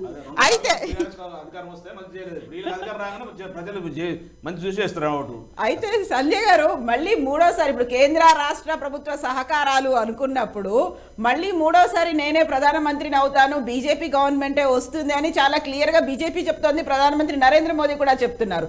సో ఫర్దర్ గా మీ కోఆపరేషన్ కావచ్చు, కేంద్ర రాష్ట్ర ప్రభుత్వాల మధ్య సహకారం అనేది ఎట్లుంటది అనుకుంటున్నారు మీరు? ఎలక్షన్స్ అప్పుడే పార్టీలు గెలిచిన మేము గెలవగానే కిషన్ రెడ్డి గారికి ఫోన్ చేశారు రేవంత్ రెడ్డి గారు. మనకు రాష్ట్రానికి రావాల్సిన నిధులు ఏముంది, నియామకాలు ఏమున్నాయి చేసి ఆరాధిస్తారు. ఎప్పుడన్నా కేసీఆర్ గారు కిషన్ రెడ్డి గారితో మాట్లాడో, అంతకుముందు బండి సంజయ్ గారితో మాట్లాడో, లేకపోతే కేంద్రంతో సఖ్యతతో ఉన్నారమ్మా? మీకు తెలియదా? 2-3 సార్లు చెప్పండి. చాలా సార్లు ముఖ్యమంత్రి గారు అప్పుడున్న కేసీఆర్ గారు చాలా సార్లు పోయి మాట్లాడు, ప్రధానమంత్రి గారు రిక్వెస్ట్ చేసిండు, రావాల్సిన నిధులు కానీ రావాల్సిన ఫైబర్ సంబంధించిన అన్ని విషయాలు పరిష్కరించామని చెప్పి. మీరు రాజకీయాలు లేకుండా మీరు ఇష్టానుసారం మాట్లాడితే ఎట్లా? 10 రోజులు అంత అహంకారంతో మాట్లాడితే ఎట్లా మేడం? వచ్చినా రేపు మల్లికార్జున ఖర్గే గారు వచ్చినా లేకపోతే ఇంకెవరు వచ్చినా కూడా తప్పకుండా రాష్ట్రంలో మా గిల్లి కజ్జాలు పెట్టుకొని మా సొంతమా అమ్మ ఇది? మేము నాయకులున్నా కూడా మేము అక్కడ వెళ్ళి వాళ్ళతో మాట్లాడడం జరుగుతుంది. మనకు కావాల్సిన నిధులను తెచ్చుకుంటాము, కేంద్రంతో సఖ్యతతో ఉంటాము. మాకు పర్సనల్ అజెండాలు ఏముండవు. ఇలా లిక్కర్ దందా చేసో ఇంకేదో దందాలు చేసో మేము స్కామ్లను పక్కదారి పట్టించేసి ఇక్కడ లేకపోతే అందులో నుంచి అది చేసి కాదు, ఓపెన్ గా ప్రజల పక్షాన ఇవాళ తెలంగాణ ప్రభుత్వము కేంద్రంలో ఎవరైనా రానియండి అధికారంలోకి, డెఫినెట్ గా వారికి మేము సహకరిస్తాము. తెలంగాణకి రావాల్సిన పొటకాలమ్మా, ప్రధానమంత్రి అక్కడ ఎవరున్నా సరే అది పార్టీ పక్కన పెట్టండి. మేము గవర్నర్ గారిని మేము ప్రతి విషయంలో రేవంత్ రెడ్డి గారు గవర్నర్ గారిని ఎంత రెస్పెక్ట్ చేస్తున్నారు. వీళ్ళు గవర్నర్ గారిని ఎన్నిసార్లు అవమానపరిచిందని తెలంగాణ ప్రజలకు తెలుసు. మీరు ఇలా రాష్ట్రపతి వచ్చినా కూడా పట్టించుకోలేని పరిస్థితుల్లో మనం బీఆర్ఎస్ పార్టీలో చూసినాము. మోడీ గారు వచ్చిన ప్రోటోకాల్ ఏ రకంగా వచ్చినా కూడా ఆయన వచ్చినా కూడా వీళ్ళు పాటించని రోజులు ఉన్నాయి. ఇవాళ నేను స్వయాన ఒక్కటే చెప్తున్నాను కవిత గారు లాస్ట్ మూమెంట్ లో, ఇవాళ రాష్ట్రానికి ఇవాళ రాష్ట్రపతి వస్తే కూడా కనీసం ఒక greater Hyderabad mayor BRS party నుంచి ఉంది, వెళ్ళి కూడా కలవలేదు, ఒక బొక్క వెళ్ళి స్వాగతించలేదు. ఇలాంటి తెలిసి తెలియక మాట్లాడుతున్నారు.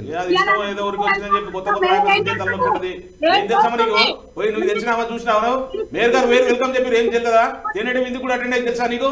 నువ్వు ఊరికే వచ్చి ఇట్లా కూర్చొని మాట్లాడతా మూసుకోండి. ఫస్ట్ మూసుకో. ఏం మాట్లాడుతున్నావు? తెలుగు లేదు, ఏం మాట్లాడుతున్నావు? ఏం మూసుకుపోయింది? ఏం మూసుకుపోయింది? సమాజ్ చేస్తుంది ఏమన్నా? అంతాంకారం ఏంది? అంతాంకారం ఏందంటారా? మీ కాంగ్రెస్ పార్టీ చరిత్ర అందరూ తెలుసు. దేశంలో ఉన్న దేశాన్ని అంతరించిపోతుంది మీ కాంగ్రెస్ పార్టీ. మీకు ఏ టు జెడ్ కుంభకోణాలు మీరు పార్టీ అంటే మీ పార్టీ గురించి తెలుసు. ఏదో 2 సీట్లు రాగానే పెద్ద విరిచిపడతారు. ఏదో ఏమనుకుంటారు? మీకు బాగా డిఫరెంట్ అంతా 1.8% ఓటు శాతం ఏందో పెద్ద తెగ ఫీల్ అవుతారు. ఏంద్రి ఇది శాస్త్రం అనుకుంటేది? ఇది శాస్త్రం అనుకుంటేది ఏమన్నా అధికారం? మీ 10 సంవత్సరాలు ఎక్కడో 7 మీరు వస్తున్నారా?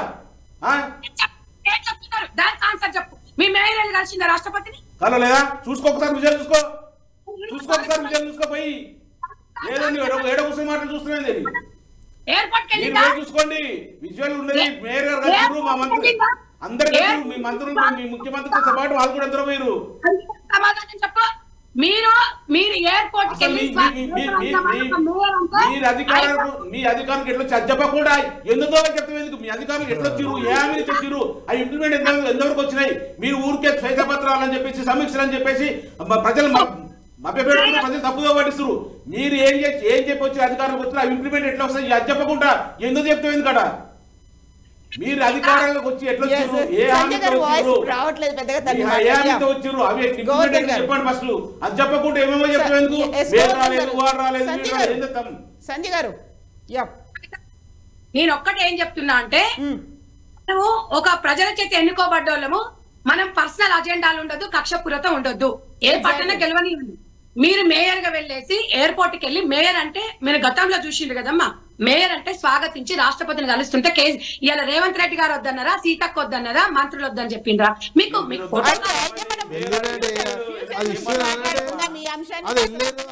ప్రోటోకాల్ నచ్చింది. మీరు చూడకపోతే చూడక ఉన్నట్టున్నారు. అది ప్రోటోకాల్ ఉన్నదండి. మీరు రాష్ట్రపతి వస్తే పోయి ఇష్యూ డైవర్ట్ చేయడం కాదు. కానీ వినండి, ప్రోటోకాల్ ప్రకారము ప్రధానమంత్రి గారు వచ్చినాడు, ప్రధానమంత్రి గారు ముఖ్యమంత్రి గారు రావద్దు అని చెప్తే పోలేదు. సిద్ధరామయ్య గారు మన ఎందుకు సిద్ధరామయ్య గారిని కూడా రావద్దు అని చెప్పినందుకు ఇస్రోకి సంబంధించిన ప్రోగ్రాం జరిగితే పక్క రాష్ట్రంలో ప్రధానమంత్రి పోతే రావద్దు అని చెప్పినందుకే కదా జరిగింది. గవర్నర్లకు సంబంధించినటువంటిది మీ ముఖ్యమంత్రులే అనేక రాష్ట్ర గవర్నర్లను విమర్శిస్తున్నారు రోజు గవర్నర్ పాలన అని. కాంగ్రెస్ పార్టీ మీరు ఆగండి సంధ్య గారు, మీకు తెలిసి కొన్ని విషయాలు తెలిసి మాట్లాడుతున్నట్టు కనిపిస్తుంది. విషయాలు ఎంతసేపు పొలిటికల్ గానే మాట్లాడాలని ఒక మీరు ఇన్ని రోజులు ఫ్రస్ట్రేషన్ తీర్చుకోవడం కోసం వాస్తవాలు తెలుసుకోకుండా చూడకుండా మాట్లాడుతున్నారు. గవర్నర్ పాలన గురించి మీరు గవర్నర్ పాలన స్వాగతిస్తున్నారా? చెప్పండి మరి. గవర్నర్ పాలన మీద రోజు మీ పార్టీ ముఖ్యమంత్రులే విమర్శలు చేయడం జరుగుతుంది.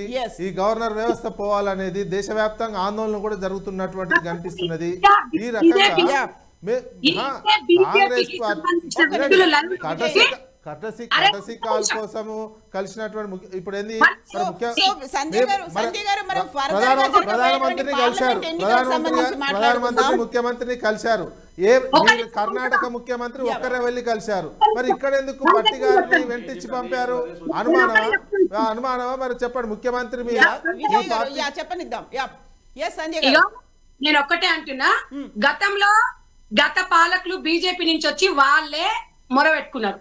మా కేసీఆర్ గారు మోడీ గారిని పట్టించుకుంటున్నాడు. ఈయనకు మాత్రం చెప్పిరట, కేసీఆర్ ఫోన్ చేసి నేను తెలంగాణకు వస్తున్నా, నువ్వు రాక అని చెప్పిరంట. నువ్వు రాజీనామా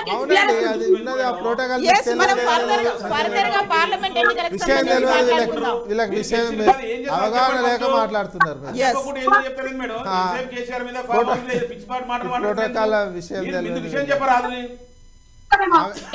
మీరు మేడం మీరు మొత్తం అట్లా కాదు, మీరు విషయం మాట్లాడాలి. నువ్వు ఇంతకు బీజేపీ నువ్వు బీఆర్ఎస్ ఒక మాట వాస్తవాలు మాట్లాడితే మీకు అట్లా బాధ అనిపిస్తుంది. వాస్తవాలు మాట్లాడితే మీకు సంజయ్ గారు ఇప్పుడు ఇలా విజయ్ గారిని మేము సీనియర్ జర్నలిస్ట్ గా పిలిచాము. బీజేపీ నుంచి ఇక్కడ ఎవరు లీడర్స్ లేరు, ఓన్లీ బీఆర్ఎస్. ఆయన అట్లా మాట్లాడుతున్నాడు. తెలంగాణ ఎట్లా మాట్లాడతారండి?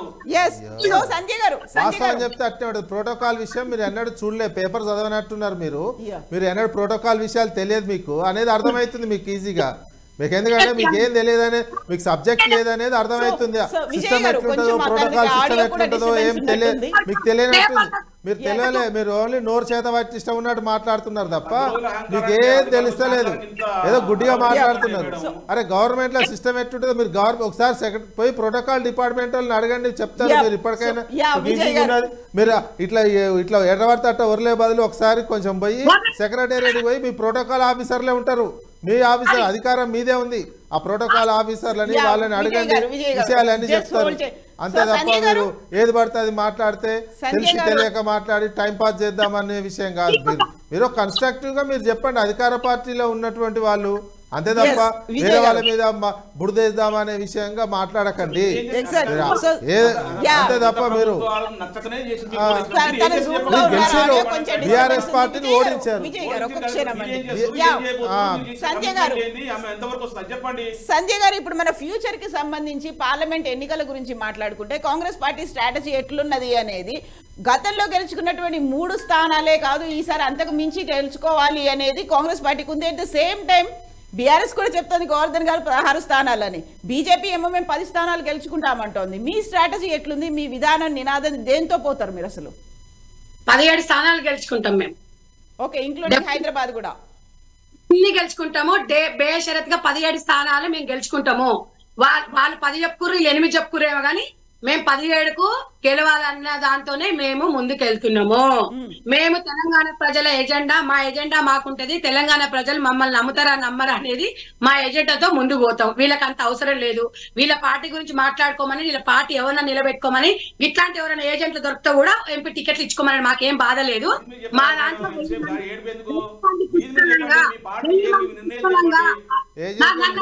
చెప్పాలి, మధ్యలో దూరితే నేనేం చెప్పలేను.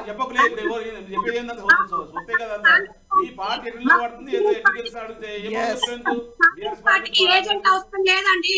తొత్తులు పలకొట్టలోకి మాకొద్దు. కాంగ్రెస్ పార్టీలో ఒక్క ఎంపీకి 10,000 మంది పోటీలో రెడీగా ఉన్నారు.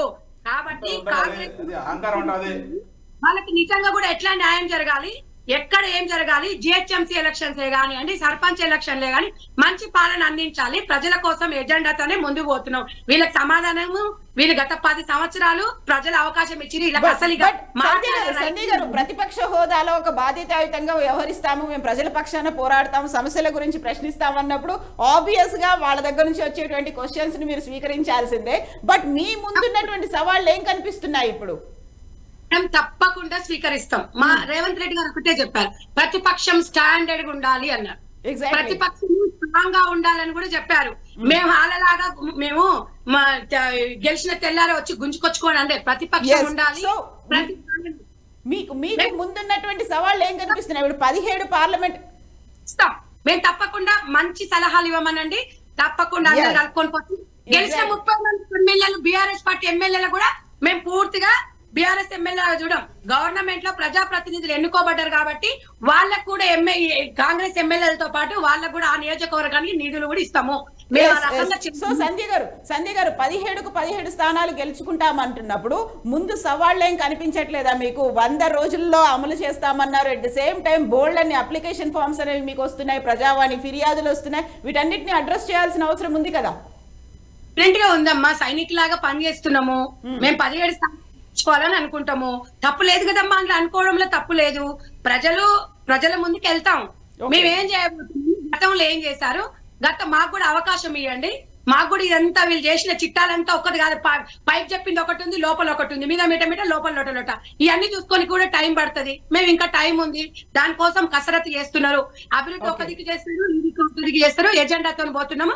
మేము మంచి పాలన అందించాలనే ఉద్దేశంతో పోతాం కాబట్టి ప్రజలు మనం ఆశీర్వదిస్తారనే నమ్మకం మాత్రం మాకుంది. ఎస్ అండి. సో విజయ్ గారు, ఏవి కీలకమైనటువంటి అంశాలు ప్రజలు వేటిని గమనించబోతున్నారు?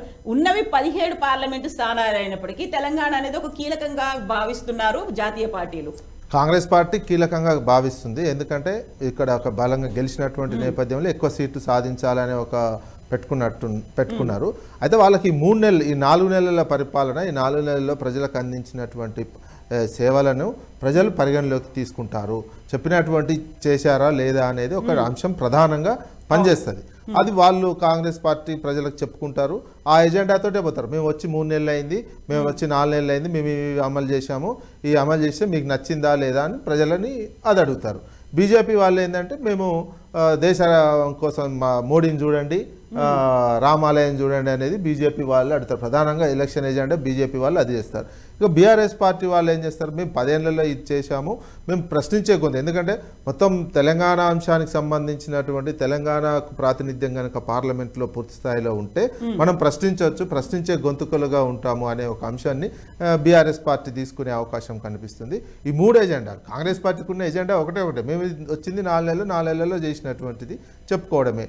అదే తప్ప ఇంకొక అంశం వాళ్ళ ముందు లేనటువంటి, లేదా పాత వాళ్ళని విమర్శించడం, పాత ప్రభుత్వాన్ని విమర్శిస్తూనే ఈ 3 నెలల్లో చెప్తుంటే ప్రజలు కూడా వీళ్ళు తిట్టడానికే ఉన్నారా లేదా ఇంప్లిమెంటేషన్ కొన్ని అయినా మీరు ఉన్నటువంటి పర్ఫెక్ట్గా మీరు అప్లికేషన్లే తీసుకుంటున్నారు. ఇంకా అప్లికేషన్లని కంప్యూటరీకరించాలి. ఉత్తానే అప్లికేషన్ తీసుకొని ఇప్పుడున్న సిస్టంలో ఉత్తానే అప్లికేషన్ తీసుకుంటే అయిపోయినటువంటి, సరే అప్లికేషన్ తీసుకొని ఉత్సాహంగా అప్లికేషన్లు ఇస్తారు, ఎవరైనా ఇవ్వకుండా పోనటువంటి అంశం. ఈ అంశాలు ప్రధానంగా రాబోయే పార్లమెంట్ ఎలక్షన్లో పనిచేస్తాయి. మేము బీఆర్ఎస్ పార్టీ గత పాలనకు ఈ పాలనకు తేడా చూడండి, తెలంగాణకు కావాల్సినటువంటి పార్లమెంట్లో మేము గట్టిగా అడుగుతాం, ప్రశ్నించే గొంతుగా ఉంటామనే ఒక అంశం మీద పోయే అవకాశం కనిపిస్తుంది. బీజేపీ ఆ ఎజెండా, కాంగ్రెస్ ఈ ఎజెండా, 3 ఎజెండాలు 3 పార్టీలు ప్రధానంగా ప్రజలకు అపీల్ చేస్తాయి. ప్రజల మూడు ఎట్లుంది అనేది కూడా తెలిసిపోతుంది. ఈ నవంబర్లో ఉన్న 3కి ఏప్రిల్లో ఉండే 3కి ప్రజల మూడు అలానే ఉందా, ప్రజలు ఏమైనా మార్పు కోరుకున్నారా అనేది అప్పుడు తెలిసిపోతుంది. సో ప్రజలు మార్పు కోరుకున్నారా, లేకుంటే మీరు బీఆర్ఎస్ తరఫున సిట్టింగ్ ఎంపీల్ని మారుస్తారా? ఇప్పటిదాకా అయితే 9 మంది ఉన్నారు, వాళ్ళలో కూడా అసంతృప్తులు అనేవి కనిపిస్తున్నాయి అనేది ఉంది కాబట్టి వారిని మారుస్తారా, యాజ్ ఇట్ ఈస్ గా సిట్టింగ్ లకే ఇస్తారా అనేది కూడా ఉంది కదా బీఆర్ఎస్ నుంచి. ఇప్పుడు మా వర్కింగ్ ప్రెసిడెంట్ కేటీ రామారావు గారు దాని మీద సమాలోచన చేస్తున్నారు. అందరూ కూర్చోబెట్టి అక్కడున్న క్యాడర్ కానీ, ఉద్యమకారులు కానీ, ఓడిపోయిన ఎమ్మెల్యే కానీ, లేకపోతే వచ్చిన ఎమ్మెల్యేలు కానీ, ప్రస్తుతం ఎంపీలు కానీ అందరం కూర్చోబెట్టి మాట్లాడుతున్నారు. ఒక్కొక్క దాన్ని ఇప్పుడు చాలా మంది పోటీదారులు ఉన్నారు. ఖచ్చితంగా గెలిచే అభ్యర్థికి టికెట్ ఇచ్చే ఉద్దేశంగా ప్రభుత్వం పార్టీ సమాలోచన చేస్తుంది. ఖచ్చితంగా కూడా చేస్తుంది. ఖచ్చితంగా గెలుస్తాం సార్, మేము 100 చెప్తున్నాం. ఖచ్చితంగా 16 మీద 16 ప్రతి పార్టీ కూడా, అంటే ఇండిపెండెంట్ అభ్యర్థి కూడా మేము గెలుస్తామని చెప్పి నమ్మకంతో నిలబడుతుంది. ప్రతి పార్టీ కూడా 16 గెలవాలి, 17 గెలవాలని ఆలోచన ఉంటుంది. సార్ ఇప్పుడు చూస్తే ప్రజల్లో మేము ఎందుకంత కాన్ఫిడెన్స్ చెప్తున్నాం అంటే, ఏదైతే కాంగ్రెస్ పార్టీ అమలు కానీ హామీలు ఇచ్చేసి అధికారులకు వచ్చిందో అవి ఒక్కటి కూడా ఇంప్లిమెంట్ కావట్టు, కానీ ప్రజలు ఆల్రెడీ ఆలోచన విధానం వచ్చింది కాబట్టి చెప్తున్నాం ఖచ్చితంగా మేము మాకు అవకాశం వస్తుందని చెప్పేసి అనుకుంటున్నాం.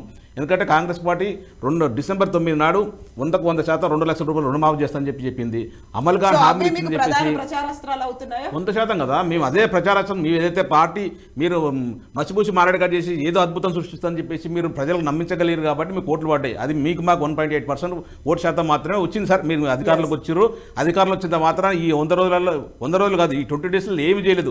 ముఖ్యమంత్రిగా రేవంత్ రెడ్డి గారు ప్రమాణ స్వీకారం చేస్తే ఢిల్లీకి 6 సార్లు పోయించండి ఇప్పటికీ.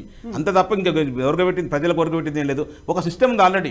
ఏదైతే రైతు భరోసా ఇప్పుడు పెట్టిరుగా, రైతు బంధుని రైతు భరోసా పెట్టిరుగా, వాళ్ళకి ఎందుకు ఇవ్వలేకపోతున్నారు ఒక్కసారి. ఇప్పుడు మీరైతే కొత్త రేషన్ కార్డులు వస్తుంది కదా, సరే రైతులకైతే ఇవ్వచ్చు కదా. 5 ఎకరాలను కోరు, 5 ఎకరాలు 7 ఎకరాలు 10 ఎకరాలు లిమిట్ పెట్టుకురా, కనీసం వాళ్ళకని ఇవ్వచ్చు కదా. వాళ్ళకి ఎందుకు ఇవ్వలేకపోతున్నారు? అవి ఏం లేదు. ఇప్పుడు 2 లక్షల రుణమాఫీ ఎందుకు ఇవ్వలేకపోతున్నారు? కొన్ని ఇంపార్టెంట్ ఉన్నాయి. ఇప్పుడు రైతులకైతే కంపల్సరీ అవసరం. ఈ సీజన్ అయిపోయిన తర్వాత మీరు ఇస్తుంది ఇవ్వకపోతుంది. ఈ సీజన్ లో కంపల్సరీ ఇవ్వాల్సిన అవసరం 100% ప్రశ్నిస్తాం. ప్రజలు మేము ప్రశ్నించిన ప్రజలు తిరగబెట్టేట్టు ఆల్రెడీ కాంగ్రెస్ నాయకులు ఏ హామీలు కానీ అమలు చేసి చెప్పి వచ్చిర్రో, ప్రజలకు ఓట్లు వేయించుకురో, ఒక్కటి కూడా ఇంప్లిమెంట్ కాబట్టి ప్రజలు పోయే పరిస్థితి లేదు కూడా. ఇప్పుడు ఏదో కాలయాపన చేయాలి, అప్లికేషన్ కాలయాపన పెట్టేసుకొని దుకాణం ఓపెన్ చేసి కూర్చుర్రు. తర్వాత దీన్ని రెటిఫై చేసిన తర్వాత ఇస్తామని చెప్తే ఎవరు ఒప్పుకుంటారు చెప్పండి? మీరు ఆల్రెడీ జాబ్ క్యాలెండర్తో పాటు అన్ని డేట్లతో చెప్పారు, పలానా డేట్ ఇస్తాం, పలానా డేట్ ఇస్తామని చెప్పేసి. ఏ డేట్ కూడా ఫుల్ఫిల్ చేయకపోతే ప్రజలను మీరు ఏం మొహం పెట్టుకొని పోగలుగుతారు? ప్రజలు ఎట్లా ఇస్తారు? మేము బీఆర్ఎస్ పార్టీ ఏదైతే చెప్పిందో అప్పుడు గతంలో ఖచ్చితంగా కొంతవరకు నిలబెట్టుకున్నాం.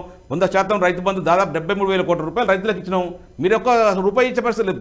మీరు చూడండి ఒకసారి, ఒక్కొక్క రూపాయి ఒక రైతుకు అకౌంట్లో పడుతుంది. 58 రూపాయలు, 1 రూపాయి, 2 రూపాయలు పడుతుంది. అసలే ఆ సిస్టమ్ ఎక్కడ పోయింది అర్థం కావట్లేదు. ఓన్లీ కాలయాపన చేసే ప్రయత్నం చేస్తారు తప్ప తెలంగాణ ప్రజలకు ఏది అడగదు. అది ఆల్రెడీ కాంగ్రెస్ పార్టీ గురించి ప్రజలందరూ తెలుసు, దేశంలో ఉన్న ప్రజలందరికీ. ఇది ఓన్లీ చెప్పేది ఒకటి చేసేది ఉంటుంది. దాదాపు 55 సంవత్సరాలు ఈ అధికారం చూసిరు భారతదేశం మొత్తం మీద ఈ కాంగ్రెస్ పార్టీని. వాళ్ళు ఏం వర్గపెట్టారు, దేశం అదగోచి పాలు కావడానికి 100% వాళ్ళని తెలుసు. ఇప్పుడు ఏదో సార్ ప్రజల్ని అమలుగా హామీలు ఇచ్చారు కాబట్టి ఏదో ఓట్లు వేసి చూద్దాం 5 సంవత్సరాలు ఏం చేస్తారని చెప్పేసి 100 రోజుల పరిపాలన చేస్తారా, లేకపోతే ఒక ఆల్రెడీ 2-3 అయితే ఫెయిల్ అయిపోయారు. December 9 ఫెయిల్ అయ్యారు, రైతు బంధు ఫెయిల్ అయిపోయారు, రైతు బీమా ఫెయిల్ అయిపోతే అన్ని ఫెయిల్ అవుతారు. చూసినాక ఇప్పుడు అసలు రాబోయే ఎలక్షన్ పార్లమెంట్ ఎన్నికలు అనేవి వాటికి ఒక మైల్ స్టోన్ కాబోతున్నాయి. ఎవరు ఎలాంటి నిర్ణయం తీసుకోబోతారని. Thank you so much Govardhan గారు, థ్యాంక్ యూ అండి. విజయ్ గారు, సంజయ్ గారు, థ్యాంక్ యూ సో మచ్ అండి. మళ్ళీ మనం మాట్లాడుకోవాల్సిన అవసరం ఉంది. ఈ ప్రజావాణితో పాటుగా ప్రజాపాలన వీటన్నిటికి సంబంధించి వస్తున్నటువంటి దరఖాస్తులు ఎట్ ద సేమ్ టైం మనం అనుకుంటున్నట్టుగా పార్లమెంట్ ఎన్నికలు వీటన్నిటి గురించి మనం మాట్లాడుకుందాం. Thank you so much. ఇది వాళ్ళ prime time discussion. Updates continue అవుతూనే ఉంటాయి. Stay tuned. This is Kavitha signing off.